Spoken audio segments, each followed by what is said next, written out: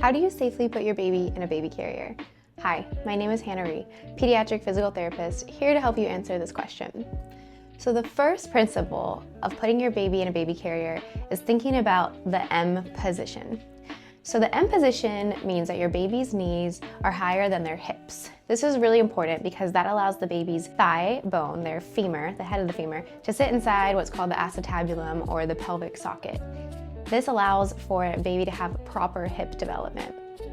When a baby is first born, their ligaments are very loosey-goosey, so if we don't promote that proper hip development, if they're in a carrier and their legs are dangling down, that can cause something called hip dysplasia, where the head of the femur slips out of the socket, partially or fully, and we just want to avoid that. So keeping your baby in that M position in the baby carrier is going to promote that really good positioning for pelvic and hip development.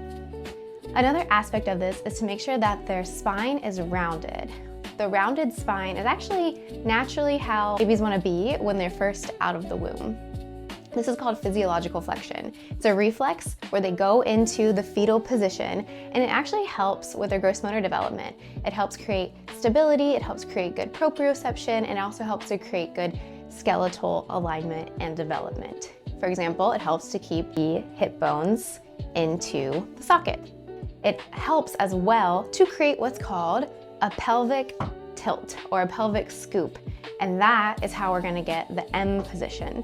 We're gonna do a tilt of the baby's pelvis, which tilts backwards or posteriorly, and that is gonna allow their femur to sit inside their acetabulum and for their spine to stay nice and rounded. So I will demonstrate how you do that posterior pelvic tilt or that pelvic scoop to make sure the baby is sitting well in the carrier.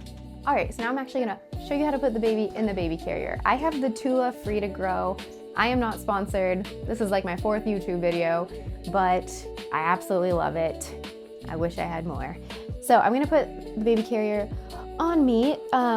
In contrary to belief, the baby carrier is really supposed to go around your hips, not around your waist. I know a lot of people wanna put it around their waist, but it goes down at your hips where you can have a lot of good support there. So put that baby carrier in that right position, have it nice and snug on you, and depending on how old the baby is, it's gonna change how much fabric you have down here in this area. My baby is a bit older, so I have it pretty wide because he's growing and I need a lot of space for his bum. But if you have a younger baby, this, for the Tula at least, this can go inwards a little bit more. Every carrier is different. I'm only doing this for the Tula, so sorry if you have a different carrier, but a lot of them work roughly the same. All right, so go ahead and grab your baby, put your baby on your chest. I'm gonna hold his bum. And now he's 10 months old, he can sit upright, he can hold his head up, so it's a little bit easier to put him in the carrier. If you have a baby that doesn't have any head control, you are really giving them full support while you do this, and you might need a second hand. So then you're gonna put the fabric up and over your baby, put one strap on, put the other strap on, and buckle it in the back. All right, so now he's in the carrier. I'm looking in the mirror and I'm like, he's a little bit wonky. I want him to be in the center, and now he looks pretty good. He's sleepy. Sorry, buddy, you'll sleep soon. At this point, my little one was getting a little fussy, so I did this quickly to get him down for a nap. I'm gonna do the posterior pelvic tilt. So my fingers are gonna go around his back and my thumbs are gonna go on the front of his hips. Then I'm pushing my fingers down as my thumbs go up. Then I look for his knees to be above his hips and his back to be rounded. So that was the lower half of the body, the legs. The other aspect that we need to think about when we're putting a baby in the carrier is their head. So some other important safety measures. We want the chin to be off the chest, the baby's chin to be off of their chest to make sure their airway is nice and clear and open.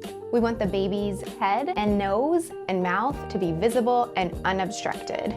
We also want the head to be kissable, so right here next to you on your chest.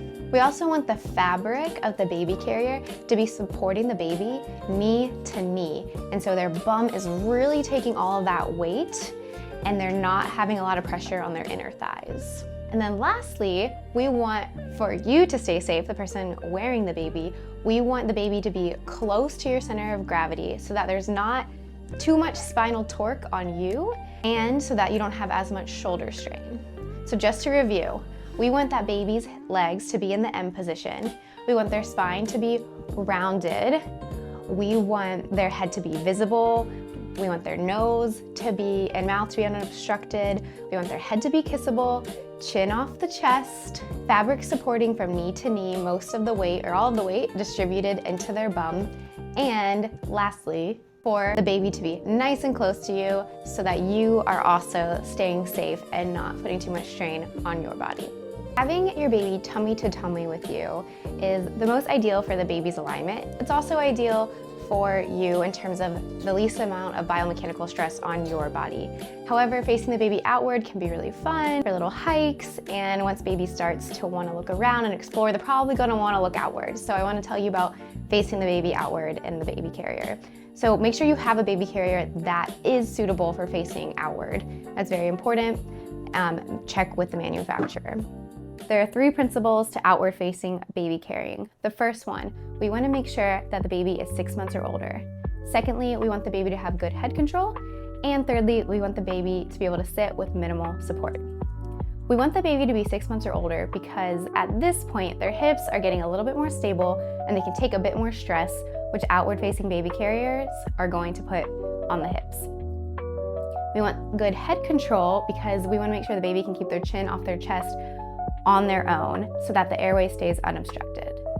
And we want them to be able to sit with minimal support because that outward facing baby carrier is not going to give them as much support as the inward facing when they can round their spine and find a lot of stability on you.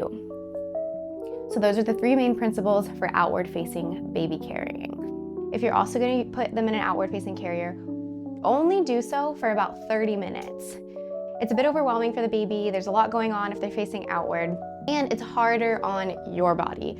So we want to make sure that we are being nice to our bodies, being nice to the baby's body. Also, inward facing carry is just so amazing. It helps to sync your breathing with your baby's breathing, heart rate, promotes the proper skeletal alignment, all of that. So I try to have my baby facing me as much as possible. He's 10 months old. We still do tummy time face-to-face in the baby carrier. Another great way you can baby wear is the backpack baby wearing. I love this type of baby wearing because you can put the baby in the backpack and you can actually do things in front of you. It's really nice, especially as the baby gets bigger. It's really hard to have your baby in the front and fold laundry or just do things. It's very hard. So the backpack baby carrier, amazing.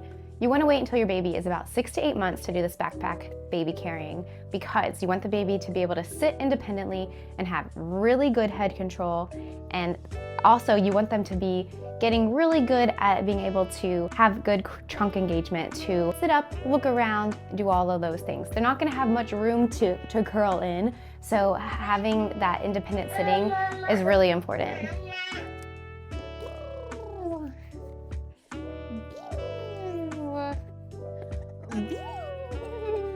It's also great because it's less lumbar strain on you as well overall.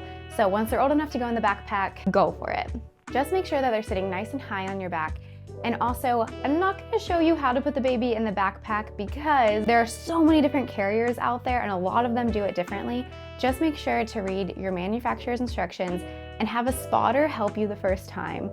Sometimes I do it on my own. I do it in the mirror to make sure it's all going well.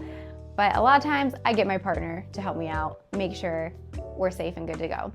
Lastly, we're going to talk about red flags. There are 4 main red flags to look out for. The first one is dangling legs. We don't want to see dangling legs because that means that the baby is not in the M position and it means that they're having undue stress on those hips, potentially causing hip dysplasia or other hip issues. Secondly, we don't want to see their spine flattened or forced into an extended position. We want the baby's back to be rounded, especially in the early days. If the baby starts to extend their back on their own, that's totally fine, as long as they can get back into that rounded position and they're not forced into that flat back position. Next is the chin to the chest. We want to make sure that we don't see the baby's chin resting on the chest. That would mean that their airway is being obstructed. So we want to keep that chin up and off of their chest. And lastly, we want the baby to be positioned correctly in the carrier. We don't want them to be slumped down too much, sideways, in any funky position. We want them to be nice and upright, and we don't want the baby carrier fabric to be over their head in any way. So those are the red flags. As long as those are covered, you are good. Have fun baby wearing. It's one of my absolute favorite things in the first year of life. My baby is 10 months old, I'm still baby wearing, and I'm gonna baby wear until he lets me. I find it to be a wonderful bonding experience. It's a great way as well to get in shape without trying, and it is just fantastic for both you and the baby. And it's a way to also be minimal and go around the life without having to lug around a big stroller. So many good benefits to baby wearing. Thanks for watching. Let me know what you thought in the comments, and please let me know what you'd like to see more of. Like and subscribe, and please share this with any other parents who you feel would find it helpful. I hope you and your baby are doing well.